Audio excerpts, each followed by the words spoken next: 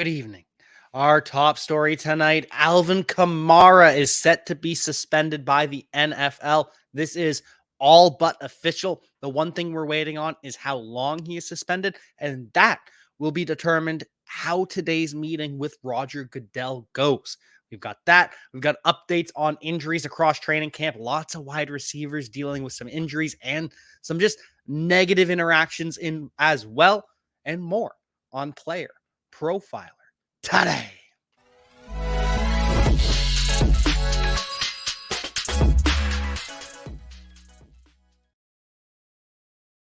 Alvin Kamara will be suspended. This is reported by Ian Rappaport. He is currently meeting with Roger Goodell. And by the time this airs, maybe we have an answer. What's more likely is this gets decided over the next couple days. I imagine this as a Friday news dump story. At 4 o'clock, we hear the word that Alvin Kamara has been suspended for 4 to 6 games by the NFL. That is what I expect. That is what most people expect. And it's going to depend on how the conversation today with Roger Goodell ends up going. But regardless, Alvin Kamara will start the season suspended. And that is going to provide plenty of opportunity for Jamal Williams and plenty of opportunity for Kendre Miller. Kendre Miller rocking number 25. The guy is swagged out AF. He is the long-term future at running back for the New Orleans Saints. Next year, Kendre Miller is going to be going within the top 4 rounds of fantasy football drafts. Mark my words, Alvin Kamara will not be there in 2024. He'll be there this year, but he'll be cut or traded next year. And that will leave Kendre Miller and Jamal Williams in the backfield. Jamal Williams, the thunder to the lightning of Kendre Miller. And that will be the case for the first couple games. Remember, Kendre Miller didn't practice in minicamp, didn't practice in OTAs, but he is back. He is off the PUP. He is fully healthy and ready to go entering 2023. So who's going to be the RB1? Probably Jamal Williams is going to get the bulk of the carries early on for the New Orleans Saints, but Kendre Miller will get in for 7, 8, 9, 10 touches, while Jamal Williams handles probably 15 touches per game while Alvin Kamara is out. And on those touches, Kendre Miller is going to look a lot more exciting, but Jamal Williams, he's going to be getting the meat and potatoes. He's going to be getting the goal line carries. He's going to be getting the touchdowns, but Kendre Miller going to be getting some of those receptions as well. It is an exciting time for both of those running backs in the Saints backfield. Both probably a little bit underrated. Jamal Williams going in the double digits. Kendre Miller going well into the double digits. Alvin Kamara will miss time. 4 games, 6 games, somewhere in between that, Alvin Kamara will be out. So if you've got a running back like Breece Hall, who is going to start the year slow and then pick up steam as it goes along, that's a good compliment to have with a Jamal Williams, with a Kendre Miller, because Jamal Williams is going to start the season off strong. Kendre Miller is going to start the season off strong, and maybe he finishes the season strong as well with Alvin Kamara even returning. Maybe Kendre Miller ends up making it a 2-man backfield with him and Alvin Kamara, relegates Jamal Williams to just short yardage stuff. It's an exciting backfield that we have with the New Orleans Saints for the first time in a while, because a lot of years it was just, Mark Ingram and Alvin Kamara. That's not that exciting. And then they brought Mark Ingram back, and it still wasn't that exciting. This could be back to the days of Reggie Bush and Pierre Thomas and all those other stars that they had back. Just a solid rotation there for the New Orleans Saints for a lot of years. And it looks like we are heading back to that. But before we get on to more of the news, we do have a word from the Podfather on the draft kit. And if you want to get yourself a free draft kit, head over to playerprofiler.com and you will be able to enter for a free draft kit for life. Or check out the at Roto Underworld account on Twitter. It's our pinned tweet. You'll be able to find it there. Podfather, take it away. Hey, it's the Podfather of great news. The 2023 draft kit is live. It is world famous. Why? Because it is the best resource for winning fantasy football championships that exists. There are rankings and cheat sheets for every format you can imagine. We have projections both at the team level and the player level. And wherever you are, you can click on a player, open them up, and see in-depth written analysis about what to expect in fantasy football from that player this year. And then you can click on the team, and you can get even more in-depth analysis, all the drivers of fantasy production, both in a positive and negative direction for that team, including a signature trend. And the graphics are incredible. So these team insights, they give you the team level projections, the vacated targets, the vacated areas, and that one dynamic for each team that you need to know when making decisions on draft day. And we added a bunch of features. I mean, individual cheat sheets for Theo and Billy and Dario. So you could take your favorite analyst and download their personal draft cheat sheet. And then in the commissioners section, also brand new this year, Memphis Young lays out everything you need to know to manage a league, do's, don'ts, tips, and what the more innovative fantasy commissioners are doing this year. That's presented by Trophy Smack. The whole package is presented by the Fantasy Football Players Championship, the FFPC, Ray Garvin, Derek Brown, the best minds in the industry contributing analysis. It's certainly not the most inexpensive draft kit on the market, but it is the best. PlayerProfiler.com/draftkit. PlayerProfiler.com/draftkit. Go get it.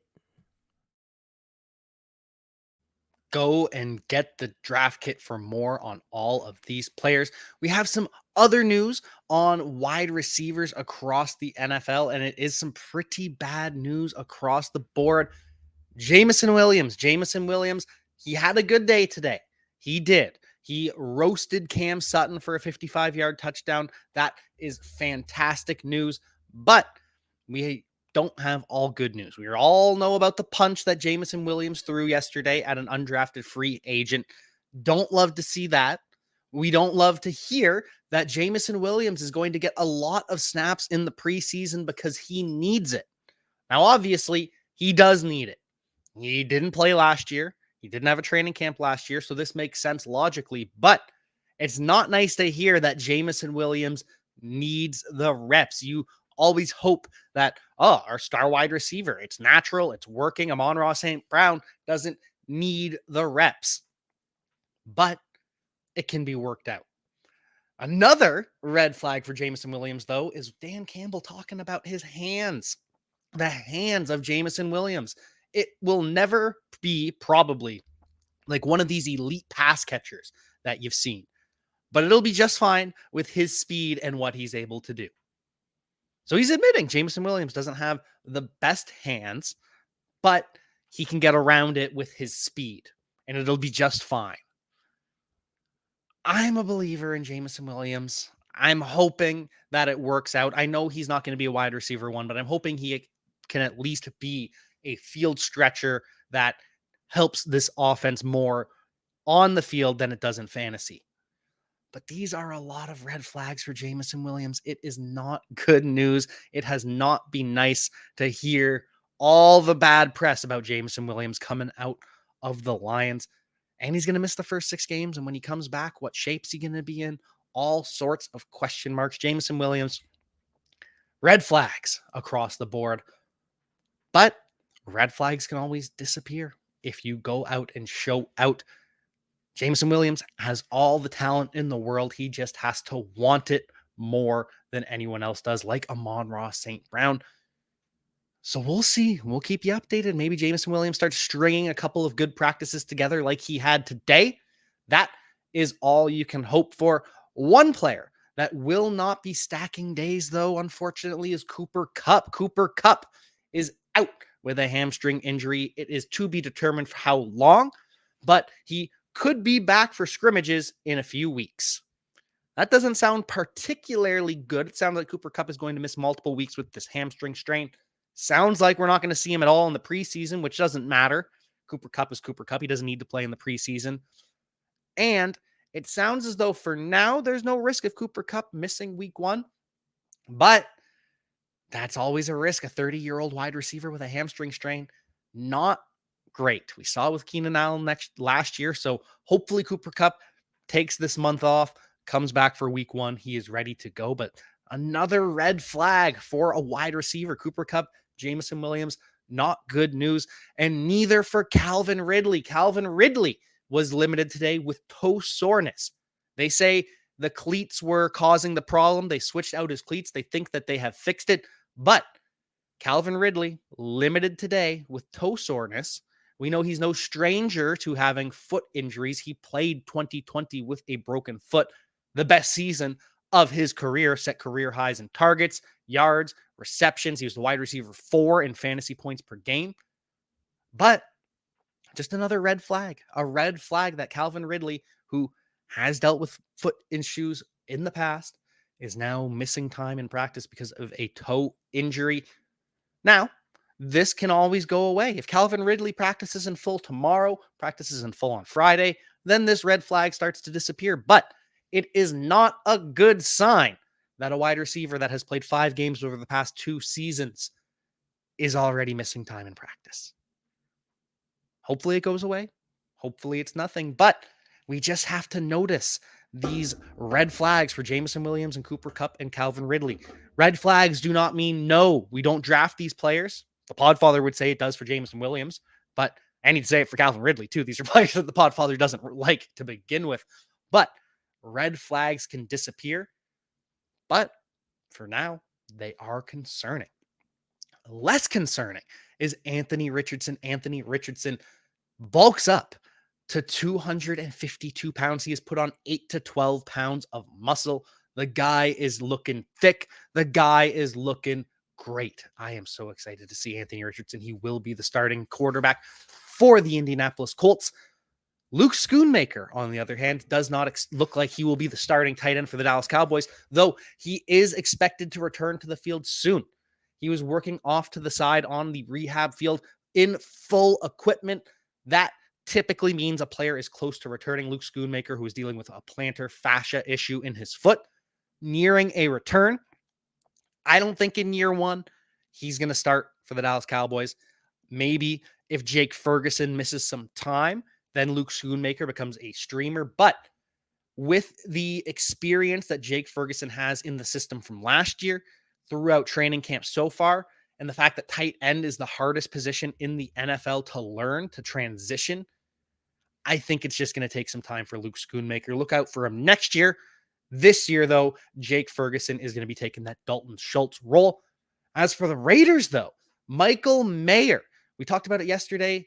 OJ Howard cut. Michael Mayer is just one player away. Austin Hooper, the only player standing in between Michael Mayer and a starting role.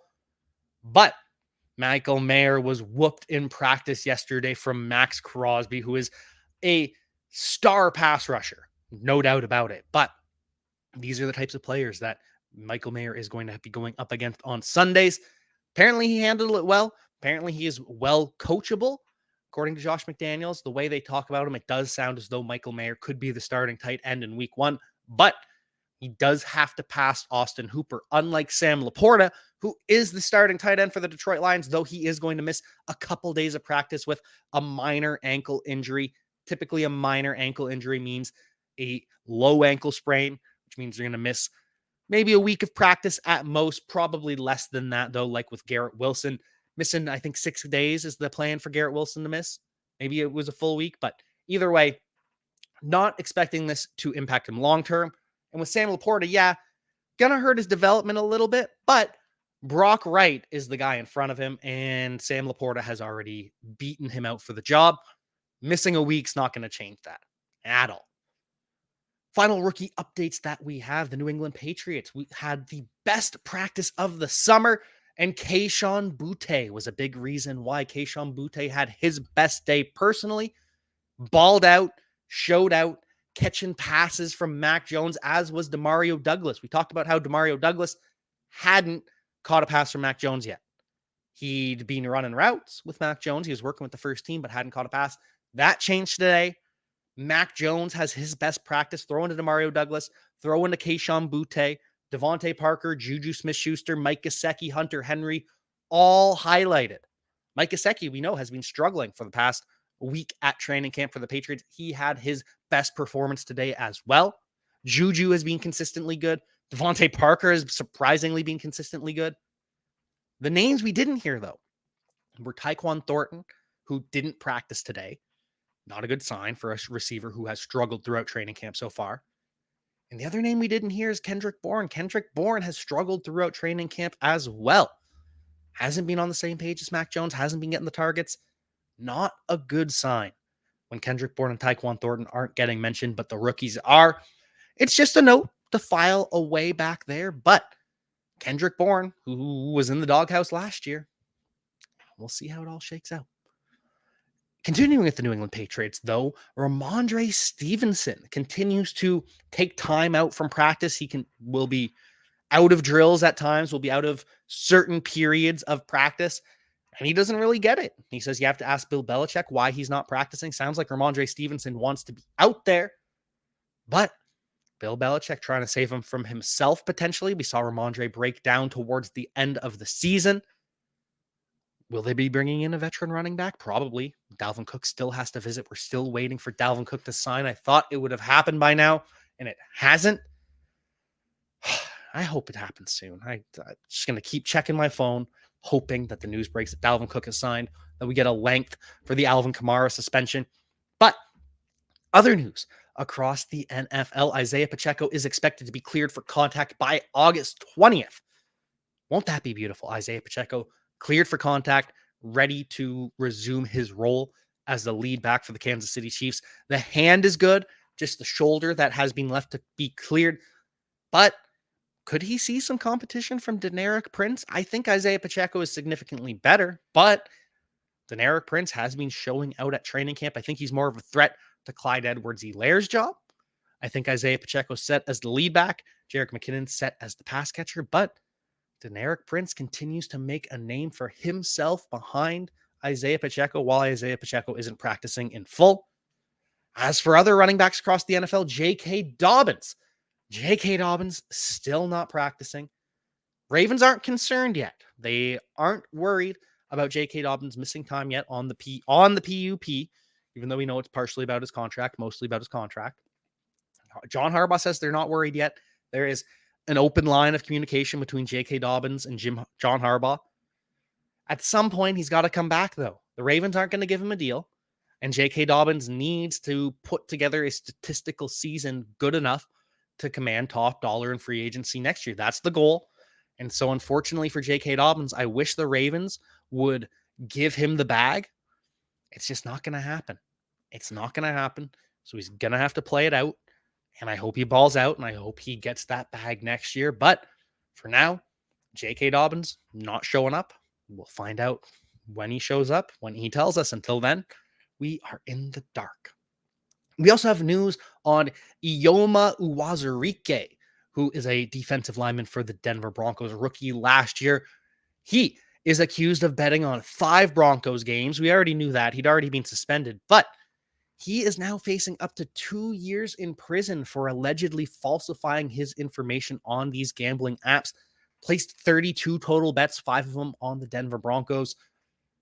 Not a good story. The NFL cracked down, suspended him for the full year. And I hope he is able to avoid time. But geez, you got to be careful. You got to be careful as a player. Just why are you betting on NFL games, period? And then falsifying it. It's just, you don't need to.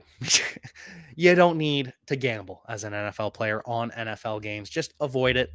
There's no reason to create a fake account. Just don't do it. As for you, though, go ahead and do it. Go and place all the bets that you would like, but you don't impact NFL games. You are not betting on your own team. I don't know how many Buccaneers would bet on their own team, though. I don't know. Look, every NFL team, every NFL player believes that they are in it to win it. They are going to put their best foot forward. The Buccaneers players would probably bet on themselves, but probably not the best decision. They're still figuring out who their quarterback is. Baker Mayfield has the edge, but Kyle Trask is closing the gap between himself and Baker Mayfield. And that all comes down to turnovers. Baker Mayfield, 5 interceptions in training camp so far, compared to just 1 for Kyle Trask. And this is something that Dave Canellis, the new offensive coordinator who came over from the Seattle Seahawks, said. Look, you got to take care of the football. This is no longer the Bruce Arians, just grip it and rip it, sling it all over the field. Doesn't matter. Risk it, no biscuit. You can turn it over if you want, as long as you're making plays. That is not how the Tampa Bay Buccaneers run anymore. This is a conservative offense. It's a fun offense. It's a high-flying offense, potentially, like we saw with Geno Smith last year. But Geno Smith took care of the football. He put the ball in harm's way, avoided the turnovers somehow. That's something we do have to watch. He had too many turnover-worthy plays, but didn't turn the ball over, made plays downfield, and that's something Baker Mayfield's not doing. He's able to make the plays downfield, but he's not able to avoid the turnovers, and that may cost him his starting job.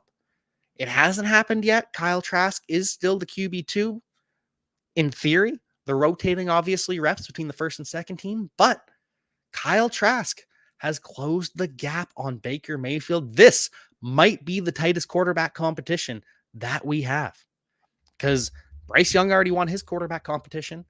CJ Stroud, this isn't a competition between him and Davis Mills. I wish they would stop pretending. Anthony Richardson, this shouldn't be a competition. They should just hand Anthony Richardson the starting job because he needs the reps. Sam Howell is starting for the Washington Commanders. That's going to happen. Buccaneers, Baker Mayfield versus Kyle Trask might be the one true quarterback battle, and it might be heating up.